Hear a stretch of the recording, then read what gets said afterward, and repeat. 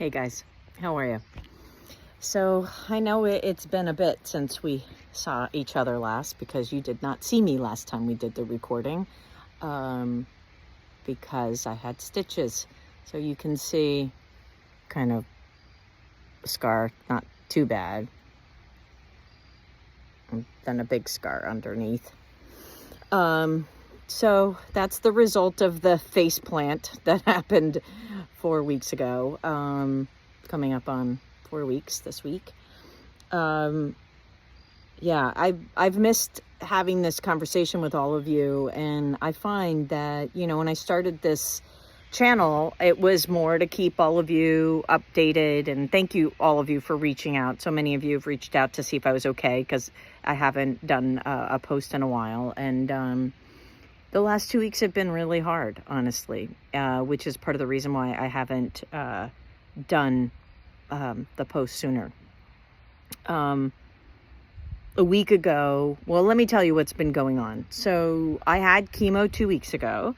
The chemo day itself was okay and not too shabby. 2 days after that, I met with the oral surgeon. The day before chemo, I went to my primary care physician to have my stitches removed. They couldn't remove the ones on the bottom. They were too tight. They were a bit nervous to do them, and I was nervous for them to do it. And in true universe fashion, it required me to see the oral surgeon. I was afraid to see the oral surgeon, to be really honest with you. I felt like he was going to force me into wiring my jaw shut, and there was no way in hell I was going to do that, especially going through chemo. I guess if the break was really egregious, maybe there wouldn't have been no way for me to say no, but I was afraid to see the oral surgeon. I was afraid of what I would be pushed into, and I was very clear with my family that I would not be pushed into this. Going through chemo is hard enough as it is when food is concerned, because not everything tastes the same, and I have some reaction. I have some neuropathy, and basically I get very sensitive to cold the first 5 days after chemo. So shakes are not possible, only soup. And so I saw the surgeon, oral surgeon, the day after chemo, and chemo itself went fine. And then the day after chemo, I went and saw the surgeon, and I was nervous, you guys. The anxiety was like record level, because I just was afraid he was going to touch it. I was afraid he was going to have to numb it. This is all numb at this, where it's not all numb, but somewhat numb. So it's going to take a while for that all to kind of grow back and be better. But the oral surgeon couldn't have been nicer, easier, painless. I mean, it was everything I wanted it to be and more. So thank God for that. Interesting lesson and reflection on how much we make things worse than it needs to be. But I will say, after that day, I had my pump removed that day, I think, or maybe the next day. I was so exhausted that weekend, and I've been very physically exhausted. You guys know I like to walk and get my walk in. Dr. Reddy, who was my colorectal surgeon, the first surgery I had 3 years ago, basically said, you got to walk every day. And that's, a part of you surviving. And I've just taken that super seriously. And I also have found it to be just so healing, and to have a morning on my own or with Brian. I mean, obviously at this point, now that I've had that fainting spell, I'm not out on my own doing stuff. It's really important to me to make sure that I'm walking. But right after chemo, I had a few days in there where I just was really tired and allowed myself to just not do anything. And then last week, which slowly then, because I'm in 2-week intervals, what happens is that week in between, not the week of chemo, but the week following, it's like a slow crawl back to me feeling more normal. And I don't know, last week I had headaches like every day, and I wasn't really able to eat that much because of the jaw. And it was a tough week. I was really like down, I think, between the food, the not walking, headache. It just like, I never got that feeling of like, oh, I'm back to myself again. I just felt uncomfortable. And last week, we also met with the clinical trial people at Yale New Haven. And that was really interesting. I asked for some more information, but the long and short of it is they will wait till I'm done with chemo. This would be kind of an either or next step, meaning either I would do the surgery in December, which would require the colostomy bag or a couple bags, or I would do a clinical trial. When you do the surgery, they surgically remove the cancer, so you can't do a trial right after surgery because you no longer have cancer in your body. So you have to have it to be eligible to even do a clinical trial. Obviously, not a club you want to stay part of, but it is kind of how it works. And the direction by the doctor of oncology that runs clinical trials is Dr. LaRusso said to us, which is also the name of the mom in Karate Kid. So I thought that was a good sign. I don't know. But we all loved Mrs. LaRusso from Karate Kid. Anyway, they said I was eligible for a few different studies. They said when I'm done doing chemo, like they would never recommend doing a study or, stopping your chemo protocol in the middle, because if you start a new medicine and you go back to the old medicine, maybe it doesn't work as well. So the direction is to finish chemo. So I have 3 more sessions, one tomorrow, and then obviously every 2 weeks. I think I finish right before Thanksgiving, which is good. So clinical trials was positive, and also she shared something that the surgeon did share with me, but I didn't quite hear right. Sometimes you have to hear something multiple times before it lands. But that the colostomy bag, the surgery is an intense surgery that I'm lined up to do. And, I can still do the colostomy bag, and it's intense and I have to adjust to it. And it still doesn't mean cancer doesn't come back. So,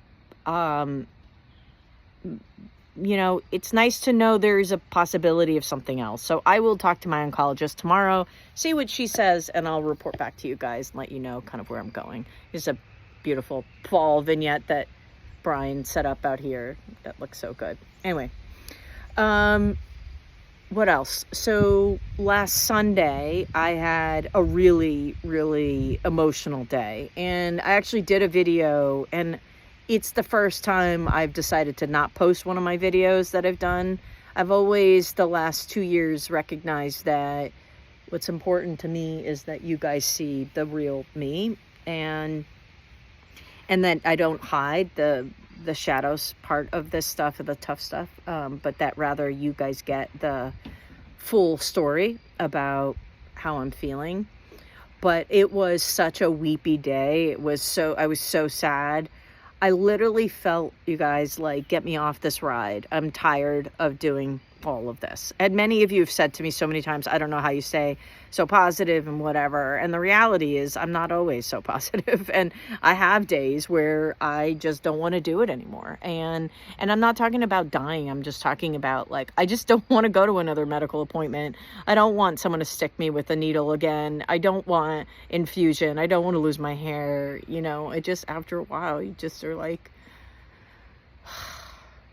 I just don't want this anymore, So I was very emotional and had a tough, few days in there. But what I will tell you is this past weekend we left Connecticut. We went to Philly to see my sister and her family who used to live in Connecticut, and we just haven't seen each other in months. And it was so nice to get out of the house, to not be the sick person for a day, to explore a different area. It made a lot of difference in how I felt, and it was just nice to be away. And always lovely to see family. So that was really good. But I wanted to share a couple things that I've been thinking about as a result of what I've been through the last 2 weeks. Number one, I have a lot of shame for not, when I don't feel positive, I think.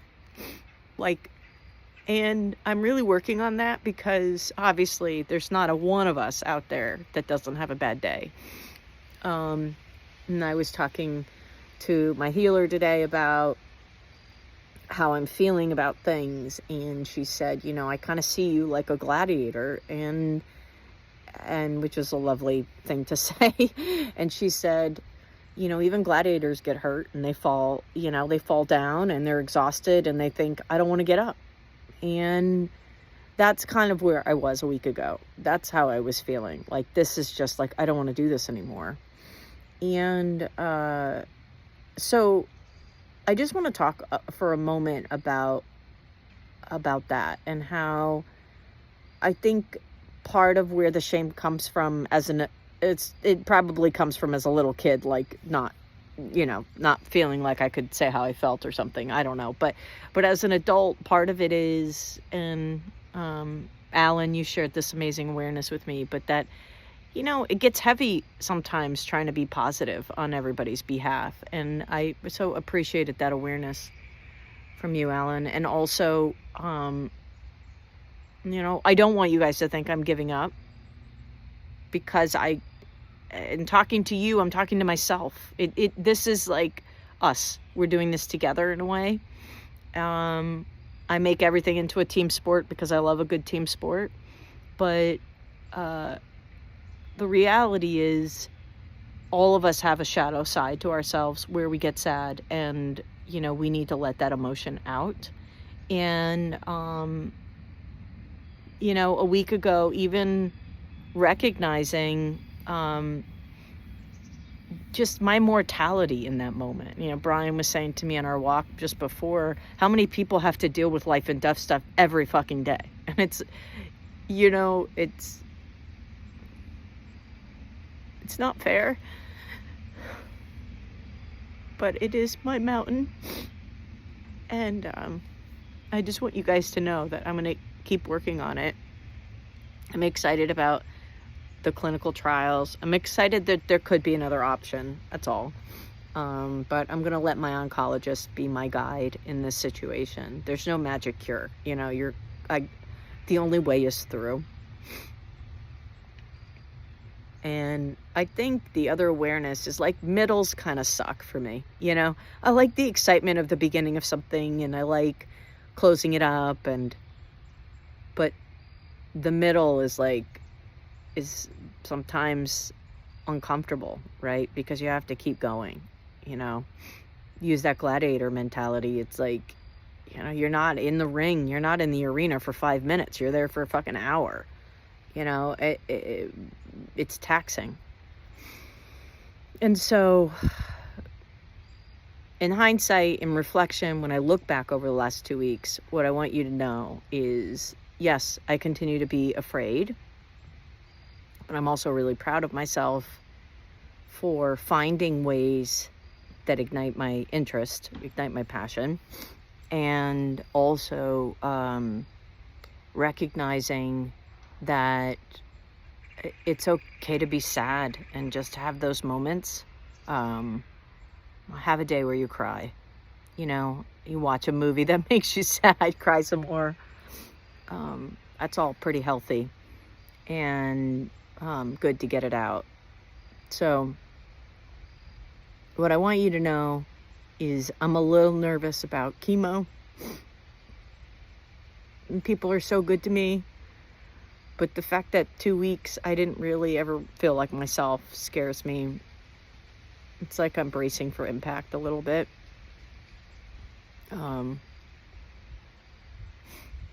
But like anything, I don't know if you ever heard this, but in life, a lot of us think we're walking in a temporal line, like in a timeline, just straight. We're walking straight. And, you step forward and you look behind you what you just did. But spiritually, a lot of times people talk about life as a spiral, because you learn something and you go up, and then you do something, or you learn something or experience, and you go down, and you go back up again, and you go down. And I think that is a big part of how I've been feeling, is that, a week ago I was really down, like in a bad way. And I was just too sad to share it with you guys. So I'm giving myself grace that I didn't want to share it with you and have the courage to share it with you. And I thank you all in advance for giving me that love and grace back, that you understand that some things are just